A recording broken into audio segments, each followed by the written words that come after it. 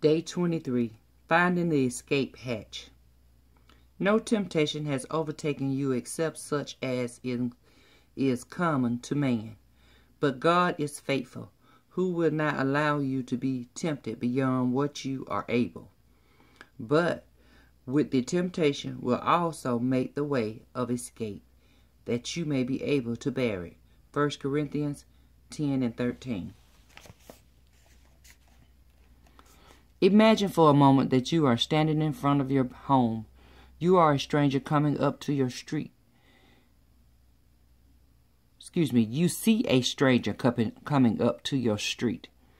He's dressed all in black, and as he walks in your direction, you notice that he's checking mailboxes and houses number. You realize that this figure is here to do you harm. So you duck behind some bushes. As soon as the stranger finds your address, he steps up to your door and knocks. As you watch the door open, and you see something remarkable. The person answering the door is Jesus. The stranger hesitates. "Excuse me, but isn't this the home of so-and-so?" And he speaks your name. Jesus replies, "As a matter of fact, it is, but my friend has asked me to guard the door." The stranger tenses, grinds his teeth, and seems to consider forcing his way in. Then he looks down at the hand on the knob. He sees the nail scar. He glances up at Jesus' head and the marks left by the thorns. And the stranger scowls and he turns away. I've described a defense strategy used by Martin Luther King, the great reformer of the 16th century.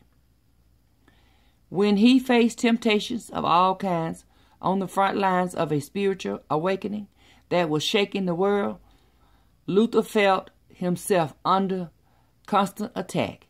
His story of Jesus answering the door of his home when temptation came calling had a specific purpose.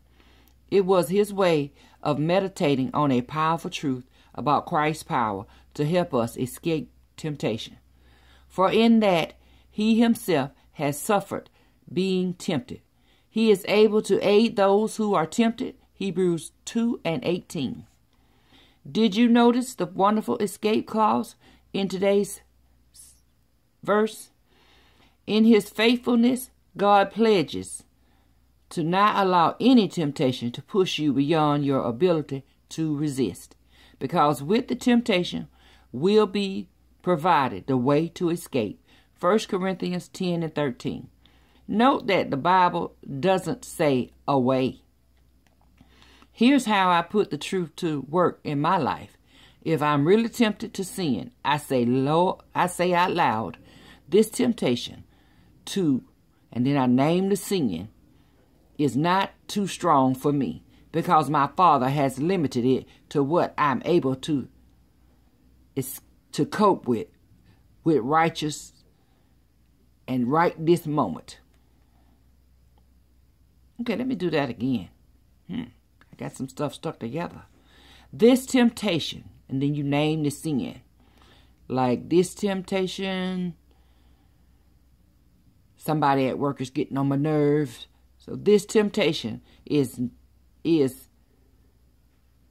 not too strong for me, because my Father has limited it to what I'm able to cope with the right, what I'm able to cope with right this minute. Okay, I get it. What he's saying is that he say God don't give us more than we can bear. So if we come to it, he gonna take us through it. Okay, I get it. Sorry, y'all, I had to get it myself. I can assure you that temptation don't like to be caught in the glare of that much truth.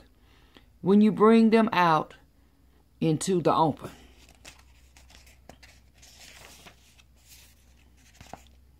by speaking their name and standing on his promise, they run back into the dark, whimpering.